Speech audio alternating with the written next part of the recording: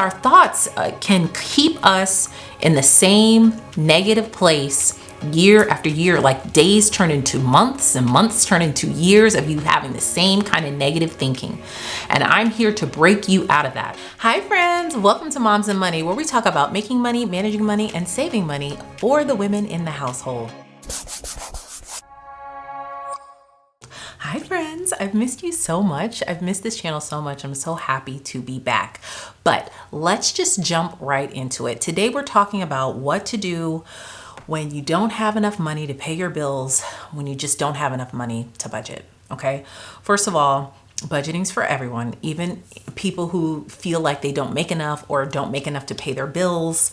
Whatever the case may be, everybody can budget. But I think what's more important is that you have the courage to even look, because there's so much shame around finances and making a certain amount of money and having a certain status, especially here in the United States. Just the social media culture of pushing being your own boss and being an entrepreneur, and sometimes it just doesn't work out, and that's okay. And sometimes we go through these things where, hey, I'm making less than I'm earning less than I'm spending. And sometimes the shame is so huge that you don't even have the courage to like even address it. So I applaud you for even taking the courage to address it. I just want to remove shame from the picture, because I feel like, you have to grant yourself grace. And in order to move forward, you really do have to grant yourself grace and remove the shame and the fear around budgeting, or just feeling like you're in a predicament where it feels like you're drowning. Okay. And I want to just give you hope. I want to speak life into you. I'm a Christian, so I speak from a Christian perspective, but I really want to speak life into you. And I pray that God blesses your finances. And I pray that God gives you the direction that you need to do to change it. But today we're going to talk about some practical tips on what we can do if you find yourself in this situation. Like I said, number one, you want to give yourself grace and forgive yourself. Forgive yourself. Don't beat yourself up about it.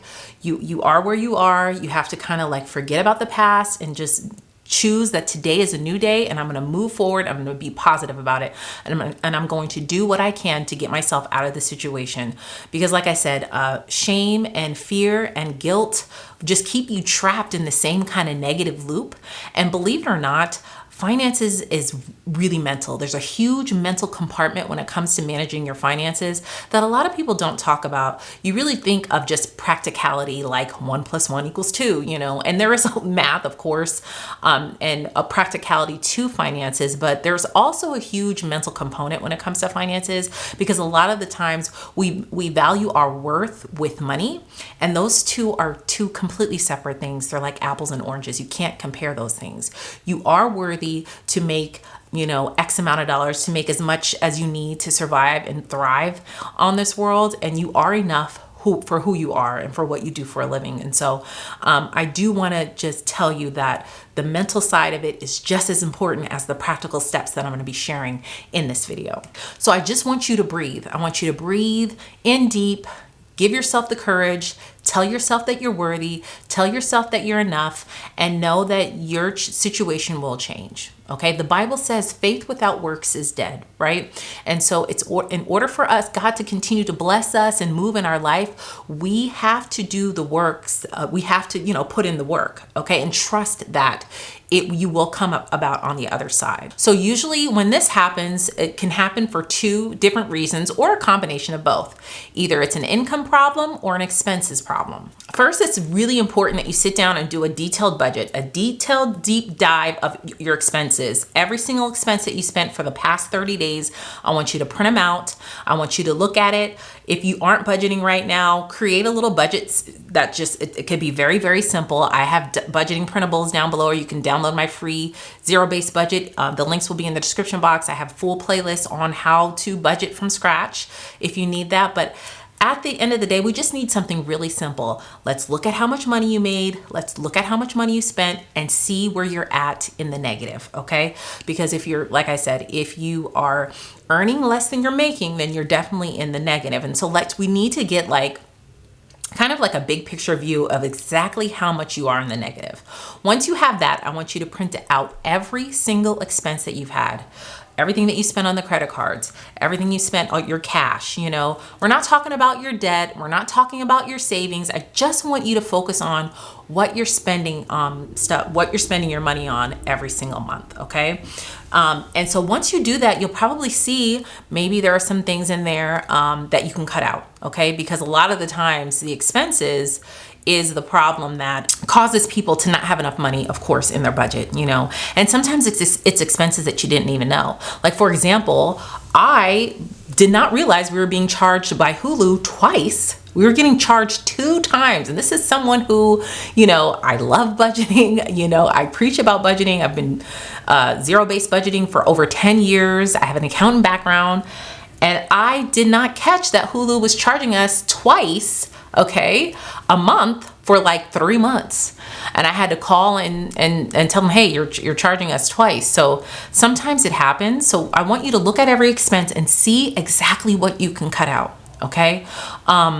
Because I want you to get down to a bare minimum budget. I mean, you're just paying for things to survive. That's either your mortgage or your rent, a roof over your head, your utilities, and food and transportation if you have it. That's it. Okay. So any kind of subscriptions, cut it out. Cable, that's not a necessity. We can cut that out.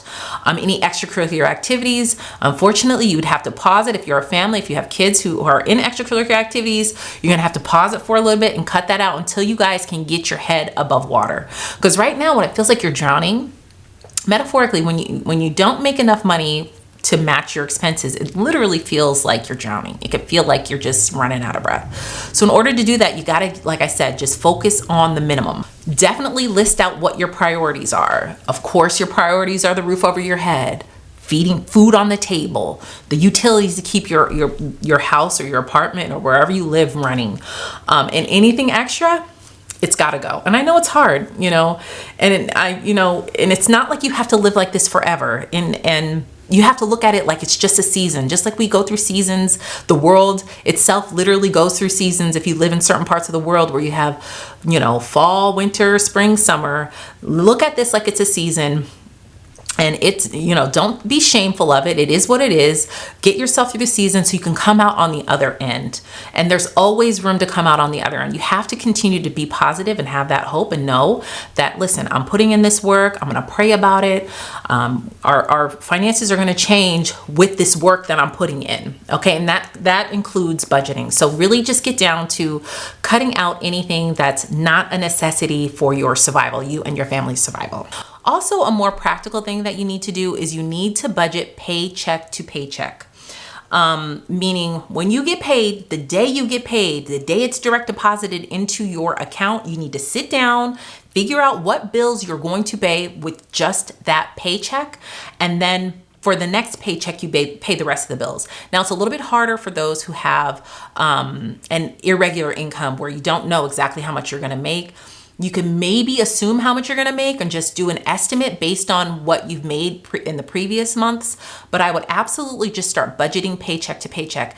And I know budgeting paycheck to paycheck has like a negative connotation, especially in the finance world, or if you watch other YouTube videos of people talking about how to budget or, being your own boss and not living paycheck to paycheck. Listen, as long as you're surviving, there is nothing wrong with living paycheck to paycheck when you're in this season of life.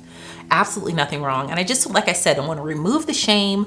I want to remove the guilt, remove the negativity from it. If you've got to live paycheck to paycheck to do what you have to do for your family, then by all means do it. Because you know what? A lot of people live paycheck to paycheck and they don't even know it. They don't even realize it. So at least you have the courage to do what you have to do. Okay, so that addresses it is if it's an expenses problem. Now, maybe it's an income problem. Maybe we're not making enough money. And trust me, I understand. I completely understand. Sometimes, listen, you cut everything out extra and you're still feeling like you're drowning, then it's an income problem.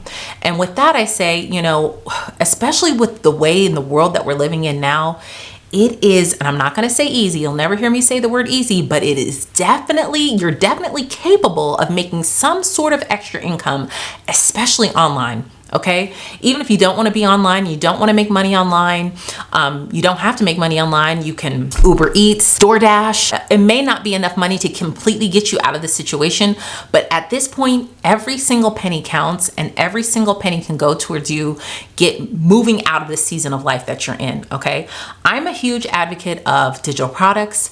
I've sold digital products. I've been selling digital products for almost a decade now online, and it is completely life-changing.